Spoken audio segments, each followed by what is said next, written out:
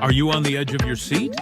Because we're about to sound off with Kevin Williams, covering today's latest trends in location-based entertainment. Brought to you by the LBX Collective, your community to connect, engage, and inspire. All right, everyone, let's buckle up. All right. Well, welcome everybody to Sound Off with Kevin Williams. This is episode number 61 for February the 11th. So we're already flying through this month, February. Yep. And I am here in Columbus, Ohio, with my IntelliPlay team. And so taking a quick break here to get into some stuff with Kevin. So Kevin, what are we going to, what are you going to do to change my mind today?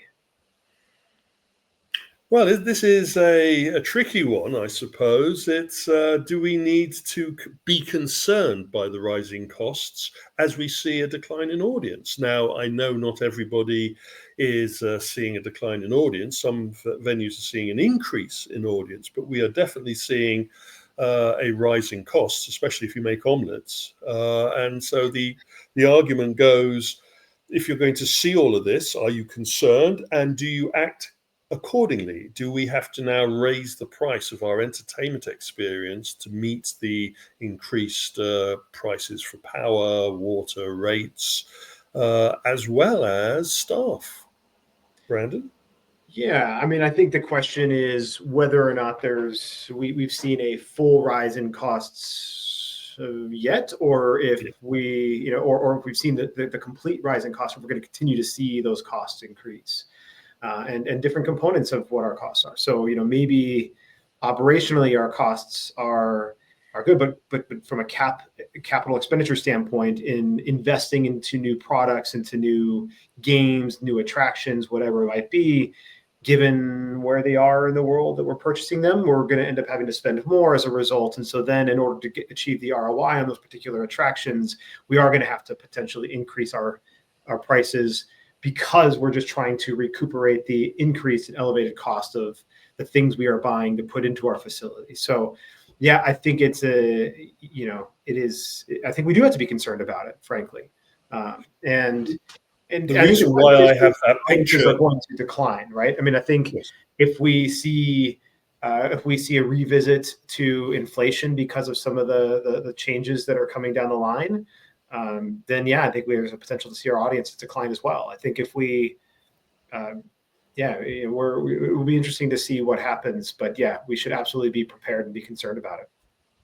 The reason I have that particular picture there of the Globe retail block in Oxford Street in London is because they announced that a number of their retail tenants have decided to leave the space, shut down their operations, because from a retailer's point of view, the price for the rent and the power and the staffing and all of that has become too prohibitive for them to continue operating as normal. And the owners of that particular venue have turned around and said they will now be filling those spaces that have become vacant with competitive socializing companies. The battle bars and the flight clubs of this world will now be parachuted into these vacant retail units in this particular area. Now, from that point of view, those competitive socializing venues can charge quite a high premium because it is a food, booze, and play model, where an established location-based entertainment facility or an FEC is going to feel it quite difficult to turn the heat up on their customer base by charging more prices, unless they can warrant the increase in prices by an increase in the experience that they're offering their guests. And again, I know a lot of operators, we're going to be hearing a lot of this in March, are going to be feeling the pain of they want to increase their prices, but they also want to stay competitive with the other venues within their catchment. Maybe it's time that we all in the industry increase our prices at the same time rather than onesies and twosies.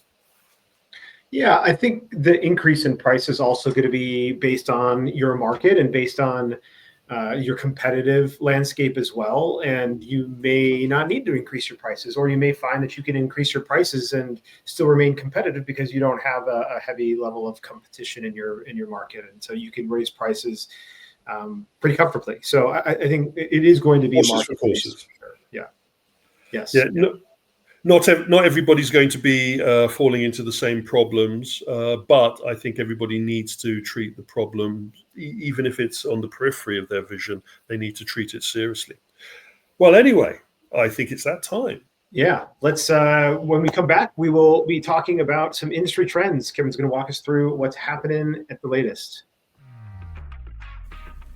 Intercard is the only cashless system designed, developed, and manufactured all under one roof. They introduced cashless technology to the amusement industry and have been leading the way for over 30 years. Cashless systems from Intercard increase customer spending, guest satisfaction, and boost revenues by up to 30%. Intercard is so proud to be serving the amusement industry, and if you aren't already part of their global family of customers, they hope you will become one soon. All right, welcome back. Let's dig into it, Kevin. Well, let's get right into the nitty-gritty. 61 and straight into the trends in the biz, and we have some developments. The merger and acquisition market continues, but also the merger, acquisition, and reconsolidation scene of the market. Our friends at both Jump Square and Jump XL, activity trampoline parks, respectively, about 32 facilities. They have decided to rebrand, and they have gone for the stellar, thrilling, and exciting branding of Trampoline Park You Jump. Good God. That might be the worst name I've ever heard for a trampoline. I mean, like, it's right on the nose. It's right on the nose, and maybe they feel that bashing the schnoz is the best way to stand out in the market. So they've lost their jump positioning in the alphabet to go for the T of trampoline. So maybe they feel that is a better positioning. You jump sounds like something I would say to someone when they say something nasty. Anyway, yeah. I mean, yeah, exactly. Like, all right, yeah. I mean, first of all, you called yourself Trampoline Park, and then you're telling them exactly what they're supposed to do at a trampoline park. Like, gosh, I had no clue you're supposed to jump on tautology writ large. Yeah. I would love to sit down with the branding team behind this and understand their thinking, especially as what we've been saying previously, most trampoline parks are going to be adding other entertainment to their facilities. So only being known for maybe 50 or 60% of your business written on the front of your facility could kind of put you in an interesting position. Anyway, I'm sure higher paid individuals with much more knowledge of the market were involved in this process, and I look forward to seeing how successful that works out for them. Talking about rebranding and restructuring, and the news that we've been sitting on for some time since IALPA Europe, to be honest. So that's September. The word on the street, our sources were quite clear to us back in September that there was rumblings taking place, and our friends at Springboard VR have been sold to Synthesis VR. For you guys that and girls that aren't aware, Springboard VR was one of the largest of the VR content distributors. So if you were running a VR arcade, rather than having to go away and license the contents that populated your VR experiences yourself, you could go to a company such as Springboard or Synthesis or AVR or Private Label or many others and say, I'll buy your package, and they would distribute the content that they had available to you. They would chase the licensing fees, and you would do a subscription payment, going back to what we talked about last sound off about whether you want to do it yourself or if you want to license the payment infrastructure. Anyway, Springboard's owner, Vertigo, was acquired back in 2020 by Koch Media. in Europe for 50 mil. And to be blunt, Vertigo Games looked upon their involvement in the location-based entertainment market as a secondary interest compared to their primary interest of developing content for the consumer game sector. They dabbled, acquired, investigated, and finally made the decision that it would be a good idea to sell to Synthesis VR, the competitor to Springboard, for an undisclosed fee. Surprise, surprise. And now these two operations are under one management structure. I was speaking to the team at Synthesis, a little bit of transparency. I have consulted for Synthesis VR in the past. I was actually involved in part of their acquisition by an investment group a couple of years ago. And they are now in a position where they're going to sit back, listen to what the operators of the Springboard VR system are looking for from their relationship. And they're going to listen to their own customer base, which is quite extensive.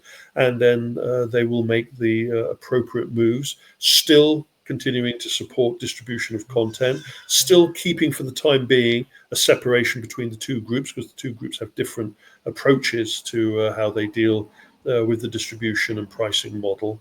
But I think this is a good move for VR arcade operators that have been under the gun recently, as the market is in transition. A little bit of stability is always a good thing within this kind of technology trend. Brandon? Yeah, I mean, Springboard VR might be the earliest player in this space. I'm trying to think if, but Exit VR. I mean, for as far as VR goes, they've been around for a long time, since early days of tethered VR systems in the FEC space. So, I think this is a great opportunity for Synthesis. Super happy for those guys in the team, for that level of expansion. Hope they got a good deal on it, but yeah, agree with everything you said around providing and bringing a level of stability to, especially these VR arcades. I've never been able to really nail down for the open and shut section how many of the VR arcades have gone through the ringer. I know it's a lot because my database has an update, and every time I check, there's another VR arcade, mom and pop kind of VR arcade disappearing, and it's very hard to keep a handle on all of them. They were very ubiquitous in 2018s. They had a hard COVID, but the majority of them came through the other side, but higher rental bills and more pressure on heating and light, as we were saying earlier, is taking its toll. And one of those things that's been hurting them is the instability in the content availability, how much they have to pay and the licensing fees and all of that. Now, with a stable pair of hands controlling both of these systems, we hope that they can sort this out. And one of the most important parts about this that you need to understand, it isn't just about sending the software to the facility. There is also a little bit of service support needed. It's never easy, as we all know, working with computers, to just drop the code in and have everything work fantastically. There is some finagling, there is some backwards and forwards, there is some live service IT support needed, and that all comes at a price, part of the reason why there is a subscription model. Anyway, moving on, and we touched upon in opening and shuts, Sandbox VR, the developers of the free roaming VR experience chain, has jumped into the hospitality sector. Their German franchisees have placed within a brand new hotel complex in Cologne a version of the Sandbox VR free roaming experience. They say it's a VR hub. I would call it an entertainment VR hub, being part of a hotel. This is a 200-room hotel in Cologne, very flash, very upmarket. It's part of a 15 million euro spend, not dollars, as I've got down there. And for me, this is something that I've been shouting about a lot. I have been really trying to get the hotel and the hospitality industry to look at their unused ballroom spaces, mainly in their basement areas, that can be turned into entertainment spaces. And I think here, being a brand new hotel, the owners of the hotel have worked out that they don't need a large ballroom, but they do need a space that can be used as maybe an entertainment or as a social engagement component to help with the dwell time spent within the hotel experience. I'm looking forward to visiting this site and taking some shots, but I'm also interested to see how well the Mountain View Hotel does as a location for Sandbox. Yeah, I have just two thoughts on this. One, I think this is really a good use case for Sandbox VR's installation. This is now maybe in a 200-room hotel, maybe not quite enough. But when I think of the first time I did a zero latency was at a Kalahari Resorts in the Poconos in Pennsylvania, and and it was like, again, great, right? They have a number of different attraction types, and they have the space to go in and drop in a zero latency pre-roam VR. And it was one of the first, it might have been the first installation in the US at the time. And when I think of what a hotel like this that has 200 rooms is looking to do, a lot of the things that they're looking to do as well is to bring in corporate groups to have conventions and other things, and smaller corporate groups that are going to fill up 100 rooms out of the 200. And this is a good draw potentially for those corporate groups. So now not only can I do the convention, I can also have a social component to my convention as well by having this type of attraction there. So I think it's a good mix if they're also not trying to generate a level of retail revenue from Sandbox. Like if Mountain View is looking at this to also be a way to help add additional revenue to their bottom line, I don't think that's the use case for it. If they're willing to pay the franchise fees for Sandbox to help augment their corporate groups and to provide a better, in a better experience for their guests that are already staying there, then I think that it's a good fit. I agree. They have to be realistic about what this can actually achieve. A good example, I suppose, would be Park Playground, as following a similar kind of corporate entertainment experience. And I am sure that the European franchisees of Sandbox VR have been looking very closely at the competition and been borrowing from their playbook as well. So again, we will be fascinated to see how this does. And then merger acquisitions and reconsolidations. The news from Japan. Now, this is very early news. It was broken by a couple of our sources in Japan and then confirmed by one of the larger Japanese media. Our friends at Bandai Namco have taken the Bandai Namco Amusement Business Unit, AM, and repivoted it under a brand new brand. And it is now going to be part of an operation called Bandai Namco Experience AM. The reason for this change is that a lot of the facilities and out-of-home entertainment investment that Bandai is now getting involved with is much more than just a standard amusement facility. They have their, of course, cross-store Gashupo business and crane business. They have the redevelopment of the Namco chain of amusement sites, which are going through their own rebranding and restructuring. And they have other interests in the larger attraction market, as well as attraction experiences. They're just launching a Gundam experience, the latest of those in Japan. All of this means that the business unit that controls their amusement machines, facilities, planning, and development is now under a new operational infrastructure. This is part of the 3-year plan that Namco has been going through to rebrand themselves or to revitalize their brand, to restructure and to use a lot of their IP in much more unique areas to really strut their position in the market and compete with the new entrants that are fighting within this space.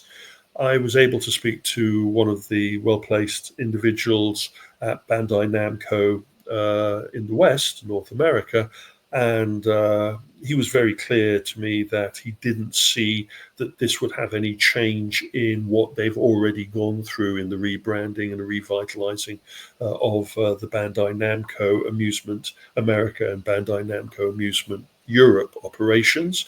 Recently, those two companies have taken on new sales directors and new marketing directors. So, and if you go over to their website now, they are now sporting the brand new Fun for All into the Future tagline that is part of the Bandai Namco reinventation of its operation. We wish them well.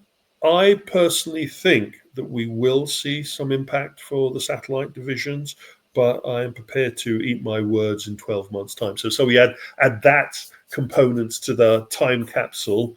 I know it's February, but maybe we can jump back to December in a time machine and just add the comment that I think that we will be seeing the changes in Japan having some kind of impact beyond just a new tagline at the bottom of the branding. Anyway, moving on, and ubiquity continues with our friends at Gender. They brought someone else this week. Gender is one of the companies that, of course, Bandai Namco are looking to compete against in this changing landscape. The Dormra or Drama, I am not sure how the company's pronounced, and I'm not going to pretend that I care that much. Anyway, they have offered 7 of their store entertainment facilities up to Gender, which will be sucking them into the ever-increasing monster that is becoming their amusement operation. It's fascinating to watch how many acquisitions they've gone through recently. It shows that the Japanese amusement market was viable but in trouble, if you understand that juxtaposition. But it also shows that now another 7 groups are going to be assimilated into the Borg, as it were. That said, I'm a big fan of what Gender's doing in the Asian and Western market, and I wish them great power in taking existing facilities and making them profitable again. By the way, a dorama, I guess, if that's Dorama. It can be a romantic soap opera, a comedic look at salaryman life, a detective story, or even a horror tale. And it does translate from Japanese into television. So I don't know where they came up with the dorama name for a crane venue, but who knows? But I think it would have been for their amusement. They do have a internet bar and social entertainment component. So the 7 entertainment sites that are being palmed off onto Gender, as it were, is not their whole operation. If you go onto their website, you can see that they still have interests in many other areas in out-of-home experiences. The salaryman experience is, after work, you don't go home. Usually in Japan or in Tokyo especially, you usually go out with your co-workers and do karaoke or go to one of the entertainment facility districts. So I wouldn't be surprised if their name stems from describing their patrons. Talking about changing of operation usage for a facility, after blowing $1 billion on the fantastic Star Wars Galactic Star Cruiser experience, the sleepover 2-day $6,000 a night minimum experience that's plowed into the ground after only really 12 months of operation. Disney closed it down and called the loss. Well, now we learn that unable to open it as an attraction because they've already written off the deduction for the failure, the closing of the operation. The site is now going to be stripped and turned into office space for the Walt Disney Imagineering team that is in Orlando. So they have new office space to work in. I hope they drill some windows into the building, because that building has no windows because of the entertainment experience. This puts an You end get to to look space. out you get to look out into space and look at planets and go through hyperspace while you're Well, working. yeah, I'm wondering if someone is going to repurpose those screens to now only show, or maybe they'll just stick a camera on the roof and it will show fantastic vistas of the Orlando area, or it will have Mickey looking very sternly at you as you work at your desk.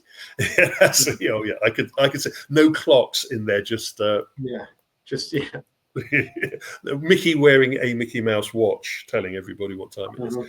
Mhm. Very, very sad ending for this experiment. Some of us hoped that they were going to bite the bullet and turn it into a dining experience rather than a sleepover experience. But it is clear that the Disney management didn't take this failure very well, and so have decided to give it to the staff, as it were. I'm torn here. One, because I really think that it would be awesome to be an Imagineer and then go work in a place like in an environment like that that's themed. At the same time, I think it can it can actually have two negative impacts. The first one being I'm there in a Star Cruiser and it's themed as a Star Cruiser, and so unless I'm like an Imagineer who's actively working on Star Wars or related things, it now gets me in this mindset and mentality potentially. I was like, The themality won't be there, Brandon. right. The themality is, as an Imagineer, that has had to work in sound stages and all of that. Imagineering's R&D team will strip all of the themality out of that space, and they will put in another, office space applicable. I wouldn't be surprised if some of that themality isn't used in whatever's happening with the Star Wars experience at the park. May find itself being used in another attraction. I don't think you will be sitting in the Eisner's office won't be the Star Bridge of the Galactic Star Cruiser, but it is interesting that space is being utilized in such a way. Yeah. So, but the second point I think is potentially more detrimental. If and that is, I am now going to work, and every time I walk into this space, I am subtly and subconsciously reminded to not overreach, to not try to think too creatively and create too big of experiences, to not be ambitious, right? To not do those things. Like it's almost like a reminder to like, hey, remember when we did this really big, crazy, ambitious thing and we were really pushing the boundaries and it didn't work. So we're just going to like make this offices and remind you every single day that this didn't. So like, is it somehow going to have an impact on like, maybe it will dampen the creativity and dampen some of the ambitious projects that might normally have come out if they were to think. So like that's the other area that I think is actually potentially more catastrophic. Are you saying it's haunted? Not that it's haunted, that it will subconsciously impact. Well, that is the definition for me of haunting, which is it's the mental, it's the individual, not the building. It's the mental. Someone tells you that someone was murdered in this building, and suddenly your brain makes up the middle, and every time you hear a creaking or a cracking, that's the ghost rather than bad foundations of the facility. Here, people's mindsets will be jarred as long as they remember that this was the Star Cruiser. And I would argue that Imagineering should do everything that they can to learn from the lesson, but not to dwell on the lesson. Yes. Jumping on and talking about big facilities with windows, and we have the announcement that Popstroke Entertainment has broken ground I think it's more than broken ground. They've acquired the space and have started the building process for their brand new facility, which will be opening up this time next year, 2026. So this is the unique mix of mini golf. It's not traditional mini golf. It's not crazy golf. It's more miniature golf links experience based on the Tiger Woods design team. I am led to believe that this will be the first site that will have indoors and outdoors play areas. and this will be their flagship facility. This will be the largest of their facilities in Nashville. Well, full stop. It's located in Nashville, and it will be there. Kind of shows that PopStrokes has gained momentum, and kind of shows, going back to what we were saying last sound off, about the explosion in golf simulators and all things golf in the competitive socializing mix. Yeah, this is, I think what I find even fascinating is that and I understand in Nashville because of the seasonality of an outdoor mini golf course. So it's actually surprising to me that it took PopStroke this long to start actually building indoor versions of their courses. But to build a facility that's 54,000 square feet that actually houses 2 full 18-hole mini golf courses indoors, sure, plus obviously their F&B and everything else is actually like, maybe they learned their lesson, but then they went like way to the opposite end of the spectrum to put in 2 inside and only 1 outside. So I thought that's interesting. This is definitely a flagship, and many of us use flagship facilities as test facilities. Speaking privately, and this is a personal view and not the view of KWP or our clients, but when we were doing research into the launch of PopStrokes, the team behind it, led by Tiger Woods' design team, were adamant that they didn't want to do anything indoors. It was always going to be outdoors. That they would be locating these venues in locales that were suitable for all year round weather experiences. And no matter where you pick in the world, you're going to have a rainy day at some point, and that's going to impact you. And I think that finally the management team has bit the bullet, or beaten up those individuals that were intransigent to the concept of indoors, and they've gone large. And I do also expect that these PopStroke eat, putt, and drink locations, only 3, like most people do, will also include maybe some sim bays. I'm going to stick my neck out a little bit and say that I think it's going to be a little bit more than just 2 major mini golf experiences. But again, we've got a year to go before they throw open the doors, and a lot can change in that time. It wouldn't, one last thing, we can move on. It wouldn't surprise me to have the sim bays, especially given Tiger Woods' involvement with TGL. Exactly. And Tomorrow Golf League, right? The Tomorrow Golf League, and I mean, where else are you going to go and be able to practice, in your team practice or whatever for your TGL league? So. Yeah, the PopStrokes keeps on popping up in discussions about what's happening with TGL.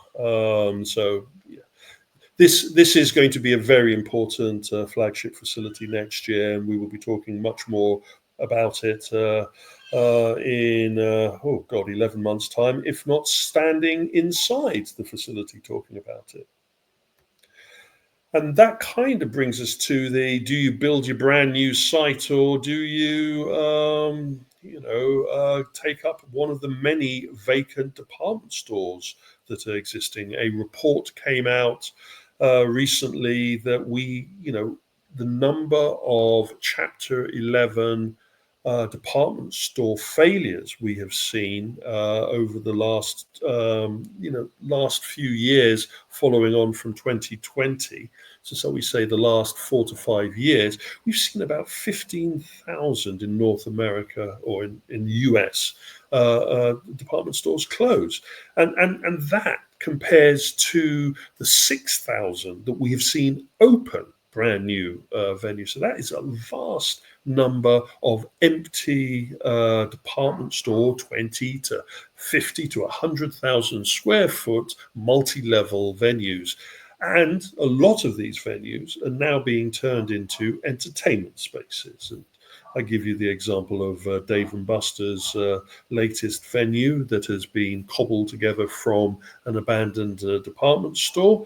And I would say that you ain't seen anything yet. And going back to previous sound off when we were talking about the land grab, the land is already available. It's who gets their hands on it and what they can do with it. And my next opening in Shuts, a number of the facilities I will be revealing who are opening in previously operated 2020 closed department store or large retail units. It's a sad factor of life, openings and shuttings and all of that. But to see it writ large that 15,000 spaces are out there to be populated by our industry. Not saying that every one of those spaces is suitable for an entertainment venue, and I'm not saying that some other retailer hasn't already jumped on board and grabbed those spaces for their own needs. But it kind of puts into sharp relief when someone says we're building a brand new site. Do you really need to build? Or is it better maybe to go into an existing space? We've already had that discussion, I know, but here we see in black and white the availability out there. Anyway, from the biz trends to the tech trends, and talking about large facilities, our friends at Topgolf have, in time to celebrate the new Captain America film that's coming out in a couple of days' time, they have a Captain America themed experience, themed with the AR, as I would call it, golf system, where you hit the ball is tracked, and your score is dependent on how close to the target. Well, surprise, surprise, the targets are now being themed as Captain America shields. This is for a short time only, this Marvel Studios tie-in. The last time that they did, obviously, was with Sonic. I think this Captain America tie-in is more closer to the age group of their audience than possibly the Sonic the Hedgehog was. But I also think that they may have tied themselves to a particular movie that may have a little bit of a problem in the theatres. Personal opinion, of course. Well, I can't speak to that. I will definitely go and see the movie in the theaters, but this reminds me a lot of what Adam Pratt, who's one of our key partners and contributors here with Arcade Heroes. He contributed to an article I wrote recently for the International Bowling Industry magazine that will be coming out in March. Actually, I think it's the February issue. And the thing he often talks about is making sure to refresh IP, partner with like if you have one of your arcade cabinets that maybe has been in the back for a little bit that happens to be Marvel related, then maybe bring it up front, shift your game floor around a little bit to showcase something that's related to the current film industry or TV industry, like whatever happens to be out currently and in the current trends. And so, it is good to see whether or not it will be successful or not, that at least Topgolf is trying to partner alongside something like this. I was at an altitude trampoline park yesterday, working with one of our clients, and it was the altitude, and they partnered with Sonic, with Sega and Sonic the Hedgehog, and they had little, you could get Sonic socks to go and jump and play, and so they definitely, partnered alongside Sonic 3 that recently came out, and so I think these are great partnerships, and good to see Topgolf at least beginning to get into the IP world. I think this is one of many of the IPs that they will be partnering with over the next couple of months. IP is king in our sector. The movie, the streaming, and the toy and fashion brands like our industry and our audience base, and so are prepared to do these type of deals, of course, for the right price. Talking about active entertainment, trampolines previously, and we have Pix Entertainment showing off their Zone 101 experience, what I would call an immersive enclosure. It's a bit of everything. It is the illuminated panel floor system. It has wall mounted systems, and it has a total gamification system with a big screen at one end. And the capability for the audience to watch people playing it. This is the kind of system that they're talking about parachuting into existing venues as an attraction, and this kind of underlines what I was talking about when I say that we're going to be seeing a lot more multiplayer immersive enclosure systems rolling out this year. And talking about active entertainment, a trend that we're seeing in the amusement market is the return of the music game. The rhythm game, these were ubiquitous for a period of time in the noughties. and we really saw them disappear, partly due to distributors not wanting to have to incur the music licensing fees, and also because it was a trend from a very niche audience group, or it was felt to be niche. I think that they were just unhappy that they had to pay additionally for these machines to be deployed in facilities, as well as them being played by a set group of players. Anyway, they're back. They haven't gone away. Our friends at Stepmania, our friends with the Stepmania, Step Revolution system have been going on for great guns.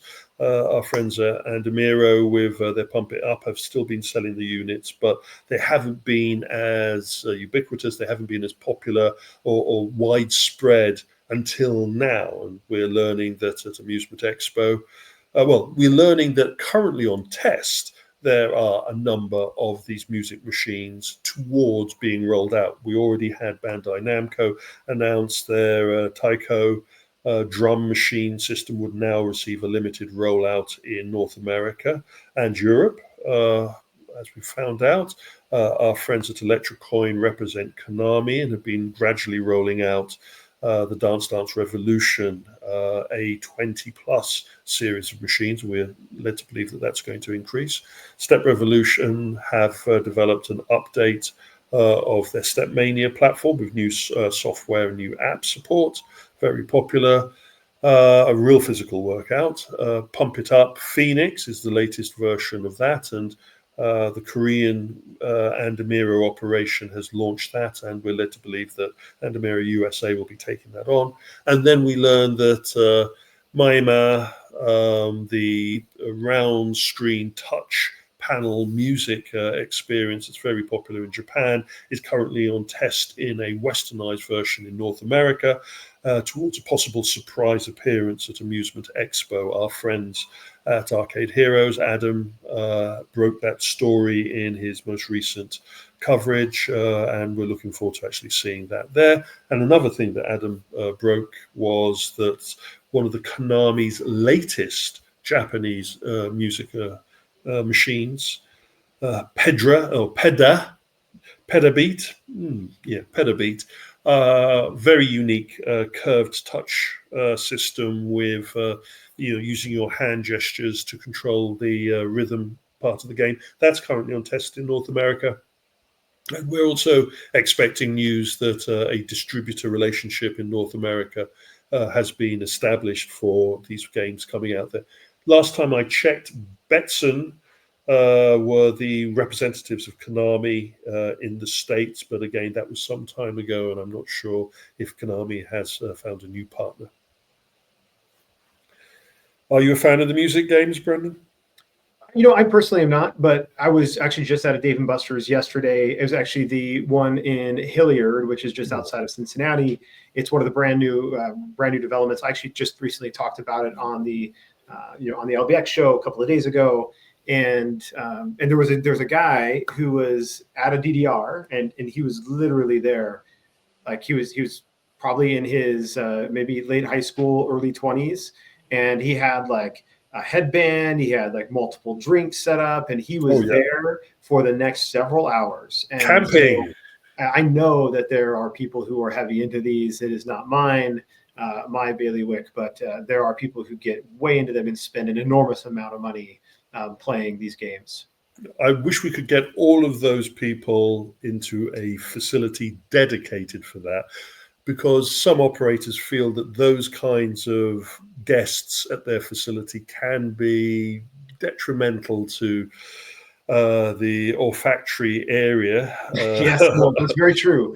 That's very true. His DDR was a little bit out of the way on the way to the bathroom, so he wasn't right in the middle of everything. But round one does this, right? So round one has several rows filled with these types of games, and they have to wipe them down after they've been used.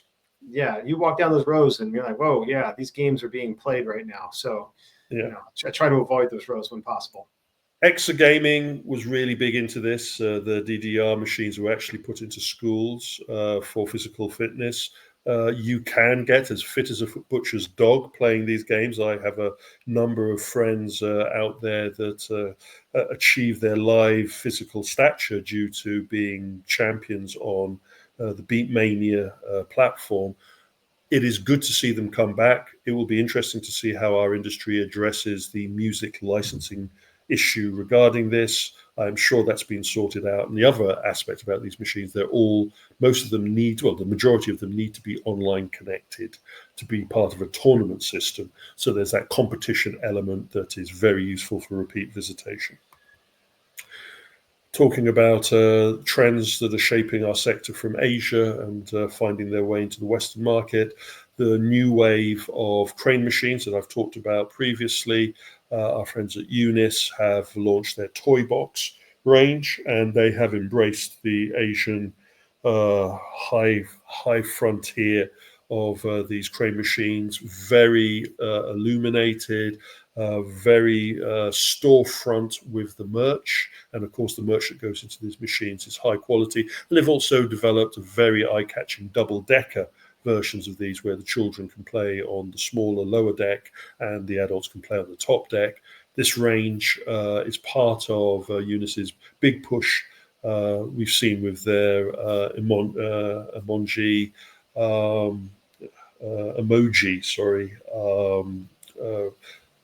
redemption prize and crane machine setup that they're going to be rolling out as their stores, and now operators can jump on the bandwagon and have very eye-catching front of house crane machines compared to the more traditional Western crane machine approach. And then in the final comments, AI is everything. For you out there that haven't been following the news, the Chinese have come out with DeepSeek, which is a brand new AI platform at 1/10 of the price of all of their competitors, running on 1/10 of the GPU performance compared to their competitors, and they decimated the stock market or the share market regarding the price and valuation of NVIDIA. NVIDIA broke records by seeing over $1 trillion wiped off of their company value, and all of the other companies that are linked to AI have taken a bloody nose from this. The one thing that we can take away from that is that to be able to include AI into your platform isn't as expensive as some companies proffered. Swings and roundabouts, good that we'll be all able to do it for less. Concerns about the security from this Chinese platform, obviously, and also there's the general concern about where the hell all of these AI systems gather their data from. The reason for the meme, if you get it. It's hilarious. Yeah, it's great. As an individual that's had my data scrutinized to help train the AI platforms, I feel that meme a little more than others. But it is important that we're aware that AI isn't going away, and it could become more and more involved now that it doesn't need to run on the fastest and the greatest programming systems. And then finally, really looking at the consumer VR side, and some very big admissions from the market leader or the poster boy of VR, Meta. Meta Reality Labs has a financial reporting coming up, and they've been shouting from the hilltops about how they've managed to sell 1 million of their Ray-Ban AR glasses, and that they've had the best sales that they've ever seen for their Quest VR platform or VR MR platform. But at the same time, the reality has appeared that they have been making a $5 billion loss for their year ending, and that's just too much. And no matter what, the industry has been saying that Meta is in this for the long run and that it's going on. The rumblings have started. Just for a point of reference, Meta's CEO, Mark Zuckerberg, said back in 2016 that he felt it was going to take 10 years for VR to prove itself as mainstream. And then, of course, at the end of last year, the head of Meta's Reality Labs, which controls their VR aspirations, said that 2025 was going to be a make or break year for them. And that it was going to be the most critical year of their 8-year existence. Well, I would say their 10-year existence. And I wouldn't be surprised if at the end of this year, we see a restructuring of Meta's interest in virtual reality and maybe a pivoting more towards mixed reality and augmented reality applications, as the consumer VR sector has failed to really deliver the ubiquity and the mainstream adoption as was hoped. We've touched upon the reasons why it hasn't happened. It's just now when you see an internal memo being leaked from Meta that includes the phrase that this could be a momentous year and that this could be either a successful year or a legendary misadventure for the corporation, then I'm sure you begin to understand why some executives may be jumping ship at this moment in time.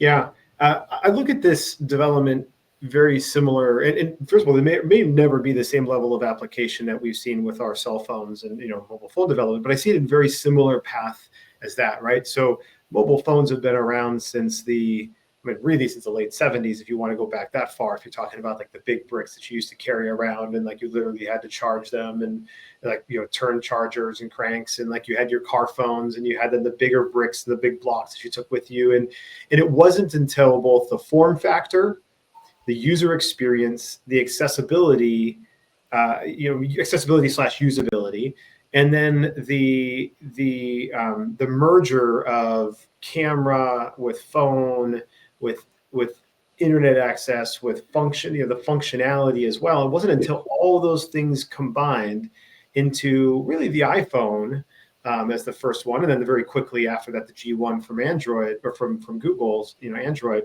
Like it wasn't until that point that did cell phones really go mainstream. And it was all those things that had to come together. And right now, for me, VR, it doesn't have the usability. It doesn't have the functionality. It doesn't have the form factor. And so like it's missing all of the things that it's still that the cell phone didn't have in the 1990s and the late 80s. And so until they get that point, this is where the Ray-Ban glasses are maybe moving closer in that direction, but it still is missing the usability and the functionality aspect. And so they have they have a ways to go. They have a ways to go, and the possibility is that they may have spent too much money too soon. Mark Zuckerberg was sold a story by Oculus that VR was going to be the next greatest thing since sliced bread. It was going to be ubiquitous. Ready Player One was going to be happening in real time, and they needed to get onto it. They built a walled garden. They created their systems. They spent vast billion-dollar budgets on R&D, and they're here with minimal sales and only being now able to say that their Ray-Ban systems have achieved 1 million sales and that the Quest systems have sold millions, but not the millions that they were hoping for. All of this at the same time that Android turns up into the market with the Android XR system between Samsung and Google partnership. And as I reported on previously, our friends at Google just recently acquired the technical expertise from HTC to be able to incorporate that. So that smartphone moment may be coming in the next 10 years, in the next year or so, marking Mark Zuckerberg's 10-year calculation. The only problem is it may not be Meta that is driving that success rate. And also, it may not be Apple either, as Apple are taking a beating on the failure to really find adoption for their own Apple Vision Pro system. Interesting times, but a line has been drawn in the sand for 2025. So those individuals that say, "Oh, it will take a couple more years to do this," it may take a couple more years to do this, but at this moment in time, these companies have to see the market prove itself this year or they will move on to other things such as AI-powered wall charts or refrigerators or whatever. Anyway, that's a roundup of all of the stuff from me. I don't know if there's any points that you want to follow up on, Brandon. No, I think it was a great sound off today. We had a lot of good discussion, and already looking forward to the next one. Thank you so much, Kevin. This has been Sound Off with Kevin Williams, number 61, and we'll see you next week. Have a good one.